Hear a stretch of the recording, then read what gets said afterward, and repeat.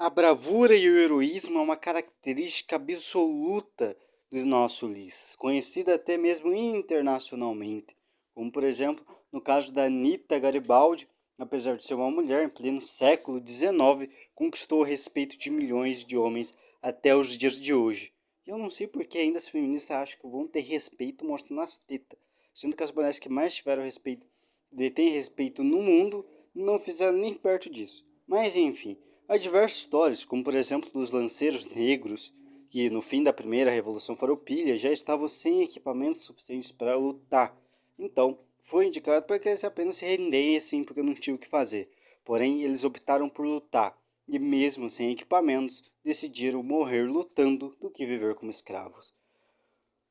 Max Wolff Filho, por exemplo, natural do Paraná, na Segunda Guerra Mundial, provou ser um dos mais completos combatentes que lutou naquela guerra, liderando de forma impecável os seus homens e sendo exemplo até os dias de hoje. Com certeza, o seu patriotismo, a sua bravura e a sua liderança são características que poucos homens tiveram naquela guerra, mesmo participando milhões. Para nós, sulistas, é melhor morrer lutando de cabeça erguida do que viver de cabeça baixada como um escravo mudo. Aprendemos desde criança que devemos defender a nossa família, a nossa terra, a nossa história e a nossa cultura, e nunca, jamais, ter medo do inimigo e enfrentá-los com honra e coragem. Um dos povos mais importantes para a história de Farroupilha, principalmente do Paraná, são os ucranianos. Só para você ter uma ideia, temos influência cultural, genética e até mesmo linguística dos ucranianos e dos poloneses. Um ótimo exemplo disso é a Vina. Muitas pessoas não sabem o significado, mas basicamente o que acontece é que os ucranianos e os poloneses não conseguiam falar linguiça de Viena, falando apenas Vina. Então, acabou pegando, basicamente, deles apenas falando Vina, porque era mais fácil, ou algo similar disso, e acabou pegando, e hoje, para nós, salsicha, chama a gente, aqui em Curitiba, chamamos somente de Vina. Com tamanha importância, ficou muito difícil não fazer algo vendo a Ucrânia com risco de não existir mais e ser dominada pela Rússia. Vendo um tirano achar que tem o direito de não só interferir nas relações de outro país, destinar sua existência ou não.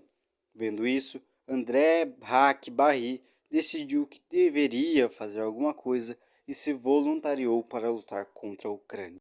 Agindo como todo sulista deve agir, ele lutou com honra, coragem, mesmo sendo contra o grande e poderoso urso russo. Porém, infelizmente, dia 5 de junho, ele acabou falecendo, lutando heroicamente.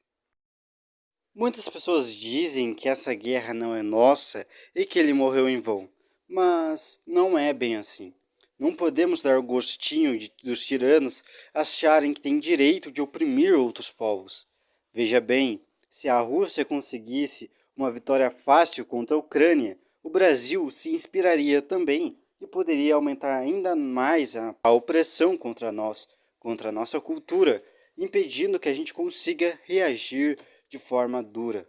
Ou seja, com a Rússia se ferrando bastante, como está acontecendo nessa guerra, mostra para o Brasil e para outros tiranos que eles não vão oprimir os povos tão facilmente como eles acreditavam que fariam.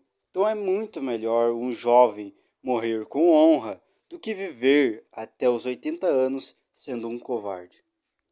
Um povo com virtude jamais será escravo. Glórias à Farroupilha livre. E Hack, a sua morte não foi em vão.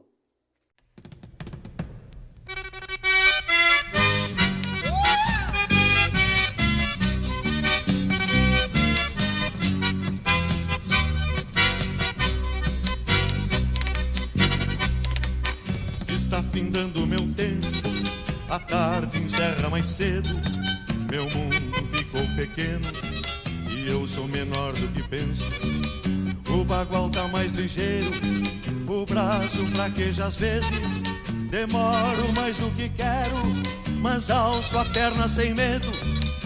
Encilho o cavalo manso, mas botas, bota um laço nos tentos. Se a força falta no braço, na coragem me sustento. Se lembro o tempo de quebra, a vida volta pra trás.